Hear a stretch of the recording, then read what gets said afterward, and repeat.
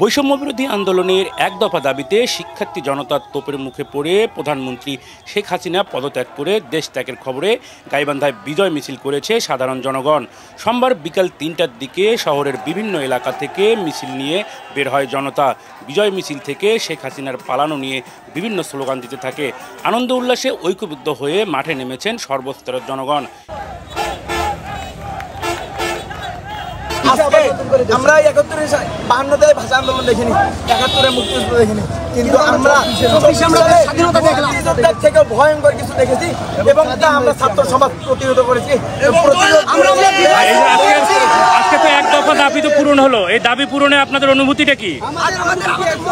আমাদের কলিজা ঠান্ডা হয়ে গেছে। আরে আমরা ২৪-এ স্বাধীনতা উপভোগ করতে পারছি, ৭১-এ স্বাধীনতা উপভোগ করতে পারিনি। এই স্বাধীনতা সবাই স্বাধীন থাকবে, দেশের সবাই। অবশ্যই আমাদের অনুভূতি অনেক আনন্দের, কিন্তু আমাদের ভুলে গেলে চলবে না ভাই। আমাদের যে রক্তের বিনিময়ে আমরা এই যে স্বাধীন হলাম, এই রক্তগুলোকে আমাদের ভুলে গেলে চলবে না। আমরা এই রক্তের বিচার চাই। সারা দেশে নির্বিচারে আমাদের ভাইদের যে জেলে রাখা হয়েছে, আমার ছোট ভাই ফাইয়াজকে ১৭ বছর বয়স, তাকে 7 দিনের রিমান্ড দেওয়া হয়েছিল ভাই। এই 7 দিনের রিমান্ড আজকেই তুলে নিতে হবে ভাই, আজকেই তুলে নিতে হবে। বিজয় মিছিল থেকে শহরের আওয়ামী লীগের সব ব্যানার ফেস্টুন ভাঙচুর করে। পরে বিজয় মিছিলটি নিয়ে গাইবান্ধা পুলিশ সুপার কার্যালয়ের মূল গেটের সামনে গিয়ে অবস্থান নিলে পুলিশ সুপার কার্যালয়ের মূল গেটে তালা লাগিয়ে দেয় ভেতরে থাকা পুলিশ সদস্যরা। পরে সেনাবাহিনীর সদস্যরা এসে সকলকে শান্ত করার চেষ্টা করে। এ সময় ভিতরে অনেক পুলিশ সদস্যকে আটকে পড়তে দেখা যায়। পরে পুলিশ সুপার কার্যালয়ের গেটের উপরে উঠে পতাকা উড়িয়ে বিজয় উল্লাস করে সর্বস্তরের জনগণ।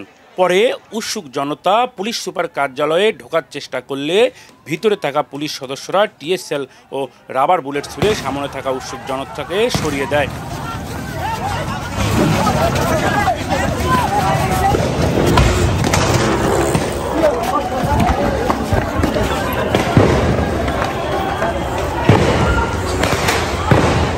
পরে এক পর্যায়ে পুলিশ সুপার কার্যালয়ে ফেলেই সেখানে থাকা পুলিশ সদস্যরা নিরাপদ স্থানে চলে যায়।